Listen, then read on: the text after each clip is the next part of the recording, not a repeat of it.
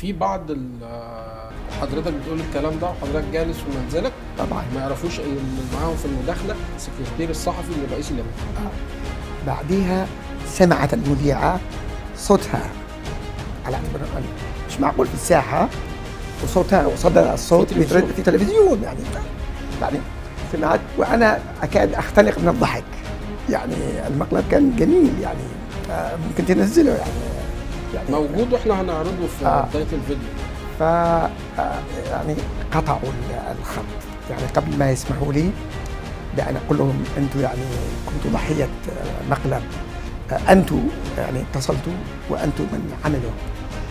فبعد شوية اتصلوا بي مرة ثانية السكرتير الصحفي، ضحكت. يعني يبدو أن الرقم كان اسمينا أنا وهذا الشاب الثاني كان ورا بعض، فهم أخذوا الاسم وأخذوا رقمي، أخذوا الاسم بتاع الراجل. طب ليه حضرتك ما وضحتش للمذيعة إن اللي معاها التليفون هو السكرتير الصحفي؟ أوضح لقناة الجزيرة، صلى على النبي. يعني أنت يعني تفترض إنه فيهم ذرة من المصداقية.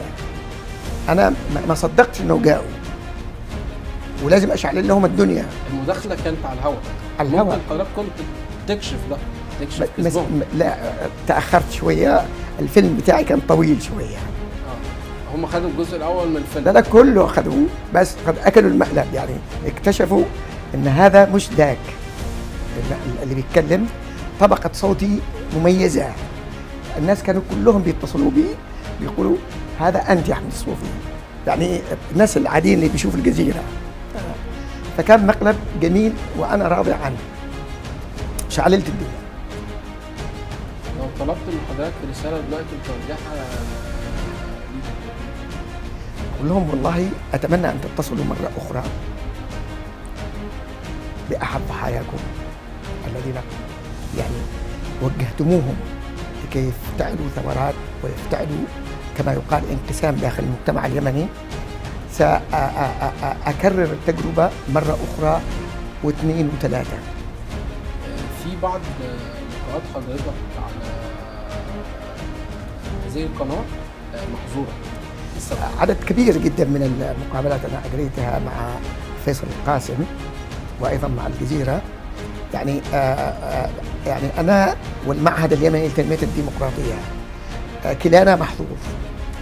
المعهد لأنه عمل استبيان في 2011 أيام ثورتهم، استبيان يعني أفقي يعني في محافظات اليمن حيث المظاهرات والمناطق حول مصداقية قناة الجزيرة، وطلعت النتيجة علمية دقيقة جدا أنه لا يوجد لها مصداقية، ولا أحد يأخذ الأخبار التي يعني تبثها على محمل الجد. هم يعلموا علم اليقين أنها شائعة أو تحريض للآخرين. وبالتالي هذا البحث موجود في قناة الجزيرة في موقعها. صادر في سنة كام؟ 2011. وأما أنا فظلت المسيرة من 2006 وأنا أجري لقاءات ولقاءات ناجحة.